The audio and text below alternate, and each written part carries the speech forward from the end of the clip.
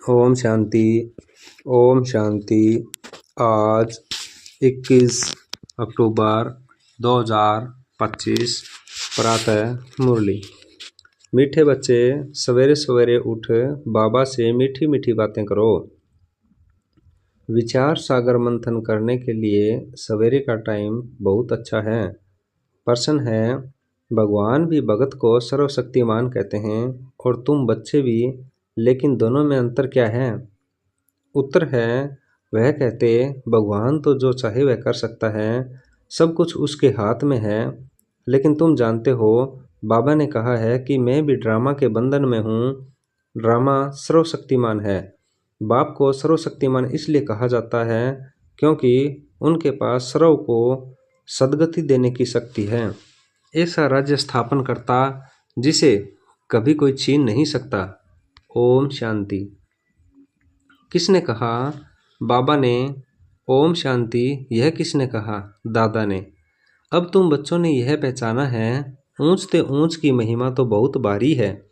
कहते हैं सर्वशक्तिमान है तो क्या नहीं कर सकते। अब यह भक्ति मार्ग वाले तो सर्वशक्तिमान का अर्थ बहुत भारी निकालते होंगे। बाप कहते हैं ड्रामा अनुसार सब कुछ होता है, मैं कुछ भी करता नहीं हूँ। मैं भी ड्रामा के बंधन में हूँ। सिर्फ तुम बाप को याद करने से सब सर्वशक्तिमान बन जाते हो। पवित्र बनने से तमो प्रधान से सतो प्रधान बन जाते हो। बाप सर्वशक्तिमान है, उनको सिखलाना होता है। बच्चे, मुझे याद करो तो विक्रम विनाश हो जाएंगे, फिर सर्वशक्तिमान बन विश्व पर राज्य करेंगे। शक्ति नहीं होगी तो राज्य कैसे करेंगे? शक्ति मिलती है योग से, इसलिए भारत का प्राचीन योग बहुत गाया जाता है। तुम बच्चे नंबरवार याद कर और खुशी में आते हो। तुम जानते हो हम आत्माएं बाप को याद करने से विश्व पर राज्य प्राप्त कर सकते हैं। कोई की ताकत नहीं जो छीन सके। ऊंच ते ऊंच बाप की महिमा सब करते हैं परंतु समझते कुछ नहीं। एक भी मनुष्य नहीं जिसको यह पता हो कि यह नाटक है। अगर समझते हो कि नाटक है तो शुरू से अंत तक वह याद आना चाहिए, नहीं तो नाटक कहना ही रॉन्ग हो जाता है। कहते भी हैं यह नाटक है, हम पार्ट बजाने आए हैं, तो उस नाटक के आदि मध्य अंत को भी जानना चाहिए ना। यह भी कहते हैं हम ऊपर से आते हैं, तब तो वर्दी होती रहती है ना। सतयुग में तो थोड़े मनुष्य थे, इतनी सब आत्माएं कहाँ से आई? यह कोई समझते नहीं, बल्कि यह अनादि बना बनाया अविनाशी ड्रामा है जो आदि से अंत तक रिपीट होता रहता है। तुम बाइस्कोप शुरू से अंत तक देखो, फिर दोबारा रिपीट करके अगर देखेंगे तो चक्कर जरूर हूबहू रिपीट होगा, जरा भी फर्क नहीं होगा। बाप मीठे मीठे बच्चों को कैसे बैठ समझाते हैं कितना मीठा बाप है। बाबा, अगर आप कितने मीठे हो। बाबा, बस अभी तो हम चलते हैं अपने सुख धाम में। अभी ये मालूम पड़ा है कि आत्मा पावन बन जाएगी तो दूध भी वहाँ पावन मिलेगा। श्रेष्ठाचारी माताएं बहुत मीठी होती हैं। समय पर बच्चे को आप ही दूध पिलाती हैं। बच्चे को रोने की दरकार नहीं होती। ऐसे ऐसे यह भी विचार सागर मंथन करना होता है। सुबह को बाबा से बातें करने से बड़ा मजा आता है। बाबा, आप कितनी अच्छी युक्ति बताते हो श्रेष्ठाचारी राज्य स्थापन करने की। फिर हम श्रेष्ठाचारी माताओं की गोद में जाएंगे। अनेक बार हम ही उस नई सृष्टि में गए हैं। अभी हमारे खुशी के दिन आते हैं। यह खुशी की खुराक है, इसलिए गायन भी है। अति इंद्रिय सुख पूछना हो तो गोप गोपियों से पूछो। अब हमको बेहद का बाप मिला है, हमको फिर से स्वर्ग का मालिक श्रेष्ठाचारी बनाते हैं। कलप कलप हम अपना राज्य भाग्य लेते हैं, हार खाते हैं फिर जीत पाते हैं। अभी बाप को याद करने से ही रावण पर जीत पानी है, फिर हम पावन बन जाएंगे। वहाँ लड़ाई दुख आदि का नाम नहीं, कोई खर्चा नहीं। भक्ति मार्ग में जन्म जन्मांतर कितना खर्च किया, कितने धक्के खाए, कितने गुरु किए हैं। अब फिर आधा कल्प हम कोई गुरु नहीं करेंगे, शांति धाम सुख धाम जाएंगे। बाप कहते हैं तुम सुख धाम के राही हो, अब दुख धाम से सुख धाम में जाना है।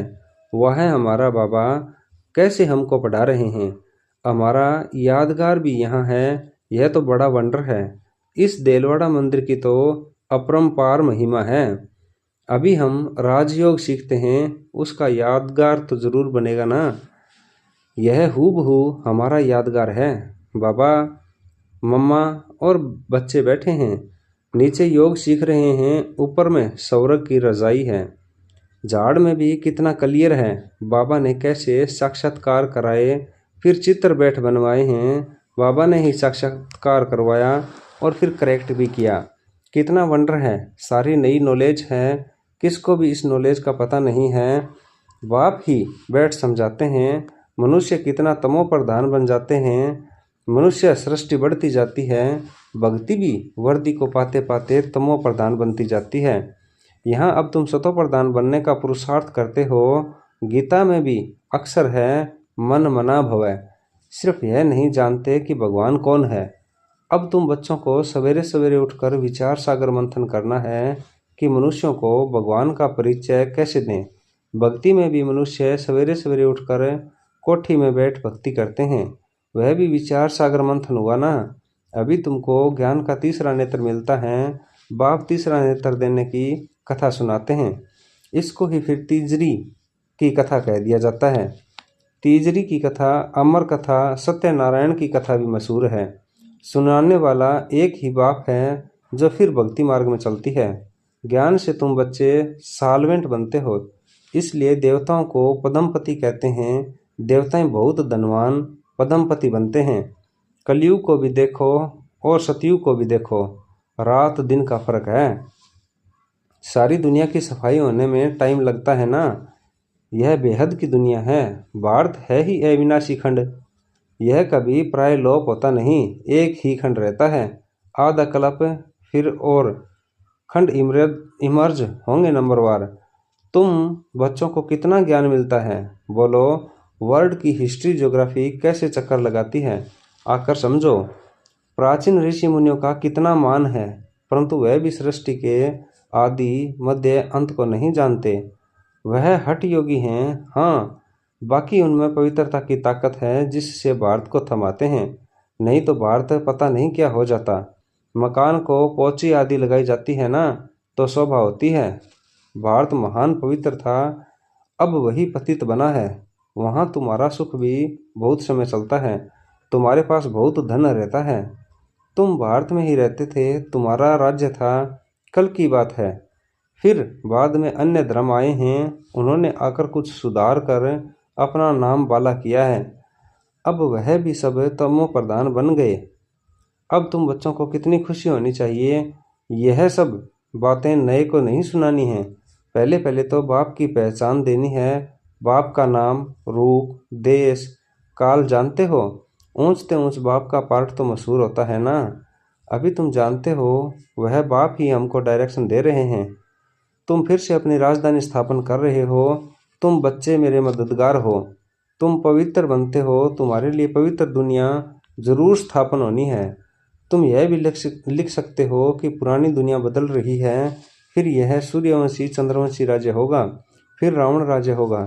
चित्रों पर समझाना बहुत मीठा लगता है, इनमें तिथि तारीख सब लिखा हुआ है। भारत का प्राचीन राजयोग माना याद से विक्रम विनाश होते हैं और पढ़ाई से स्टेटस मिलती है। देवी गुण धारण करने हैं, हाँ इतना जरूर है, माया के तूफान आएंगे। सवेरे उठकर बाबा से बातें करना बड़ा अच्छा लगता है। भक्ति और ज्ञान दोनों के लिए यह टाइम अच्छा है। मीठी मीठी बातें करनी चाहिए। अभी हम श्रेष्ठाचारी दुनिया में जाएंगे, बूढ़ों के दिल में तो यह रहता है ना कि हम शरीर छोड़ गर्भ में जाएंगे। बाबा कितना नशा चढ़ाते हैं, ऐसी ऐसी बातें बैठ करो तो भी तुम्हारा जमा हो जाए। शिव बाबा हमको नरकवासी से स्वर्गवासी बना रहे हैं। पहले पहले हम आते हैं, सारा ऑलराउंड पार्ट हमने बजाया है। अब बाबा कहते हैं इस छी चोले को छोड़ दो, देह सहित तो सारी दुनिया को भूल जाओ। यह है बेहद का संन्यास। वहाँ भी तुम बूढ़े होंगे तो साक्षात्कार होगा। हम बच्चा बनते हैं, खुशी होती है, बचपन तो सबसे अच्छा है। ऐसे ऐसे सवेरे बैठ विचार सागर मंथन करना है, पॉइंट्स निकलेंगी तो तुमको खुशी होगी। खुशी में घंटा डेढ़ घंटा बीत जाता है, जितनी प्रैक्टिस होती जाएगी उतनी खुशी बढ़ती जाएगी, बहुत मज़ा आएगा। और फिर घूमते फिरते याद करना है। फुर्सत बहुत है, हाँ विघ्न पड़ेंगे, उसमें कोई शक नहीं। धंधे में मनुष्य को नींद नहीं आती, सुस्त लोग नींद करते हैं। तुम जितना हो सके शिव बाबा को ही याद करते रहो। तुमको बुद्धि में रहता है शिव बाबा के लिए हम भोजन बनाते हैं, शिव बाबा के लिए हम यह करते हैं। भोजन भी शुद्धि से बनाना है, ऐसी चीज न हो जिससे खिटपिट हो जाए। बाबा खुद भी याद करते हैं। अच्छा, मीठे मीठे सिकलीदे बच्चों प्रति माता पिता बाप दादा का याद प्यार और गुड मॉर्निंग। रूहानी बाप की रूहानी बच्चों को नमस्ते। धारणा के लिए मुख्य सार। सवेरे सवेरे उठकर बाबा से मीठी मीठी बातें करनी हैं। रोज खुशी की खुराक खाते हुए अतीन्द्रिय सुख का अनुभव करना है। सतयुगी राजधानी स्थापन करने में बाप का पूरा मददगार बनने के लिए पावन बनना है। याद से विक्रम विनाश करने हैं, भोजन भी शुद्धि से बनाना है। वरदान है दिव्य गुणों के आह्वान द्वारा सर्व अवगुणों की आहुति देने वाले संतुष्ट आत्मा भवै। जैसे दीपावली पर विशेष सफाई और कमाई का ध्यान रखते हैं, ऐसे आप भी सब प्रकार की सफाई और कमाई का लक्ष्य रखें। संतुष्ट आत्मा बनो। संतुष्टता द्वारा ही सर्व दिव्य गुणों का आह्वान कर सकेंगे, फिर अवगुणों की आहुति स्वतः हो जाएगी। अंदर जो कमजोरियां, कमियां, निर्बलता, कोमलता रही हुई हैं, उन्हें समाप्त कर अब नया खाता शुरू करो और नए संस्कारों के नए वस्त्र धारण कर सच्ची दीपावली मनाओ। स्लोगन है स्वमान की सीट पर सदा सेट रहना है तो दृढ़ संकल्प की बेल्ट अच्छी तरह से बांध लो। मातेश्वरी जी के अनमोल महावाक्य। इस अविनाशी ईश्वरीय ज्ञान प्राप्त करने के लिए कोई भी भाषा सीखनी नहीं पड़ती। अपना जो ईश्वरीय ज्ञान है वो बड़ा ही सहज और मीठा है। इससे जन्म जन्मांतर के लिए कमाई जमा होती है। यह ज्ञान इतना सहज है जो कोई भी महान आत्मा अहिल्या जैसी पत्थर बुद्धि कोई भी धर्म वाला बालक से लेकर वर्द तक कोई भी प्राप्त कर सकता है। देखो, इतना सहज होते हुए भी दुनिया वाले इस ज्ञान को बहुत भारी समझते हैं। कोई समझते हैं जब हम बहुत वेद शास्त्र उपनिषद पढ़कर बड़े बड़े विद्वान बने, उसके लिए फिर भाषा सीखनी पड़े, बहुत हठ योग करें तब ही प्राप्ति हो सकेगी।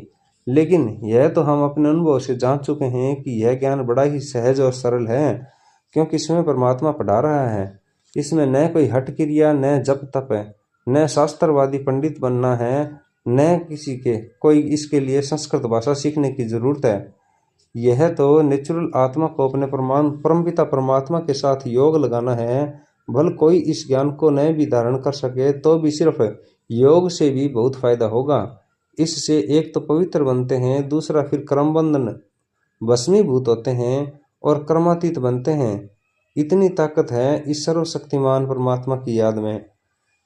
भल वो तो अपने साकार ब्रह्मा तन द्वारा हमें योग सिखला रहे हैं, परंतु याद फिर भी डायरेक्ट उस ज्योति स्वरूप शिव परमात्मा को करना है। उस याद से ही क्रमबंधन की मैल उतरेगी। अच्छा, ओम शांति। आज के अव्यक्त इशारे स्वयं और सर्व के प्रति मनसा द्वारा योग की शक्तियों का प्रयोग करो। शांति की शक्ति का प्रयोग पहले 100 के प्रति तन की व्याधि के ऊपर करके देखो। इस शक्ति द्वारा क्रमबंधन का रूप मीठे संबंध के रूप में बदल जाएगा। यह क्रम भोग, क्रम का कड़ा बंधन साइलेंस की शक्ति से पानी की लकीर मिसल अनुभव होगा। भोगने वाला नहीं, भोगना भोग रही हूँ यह नहीं, लेकिन साक्षी दृष्टा हो, इस हिसाब किताब का भी दृश्य देखते रहेंगे। ओम शांति, ओम शांति।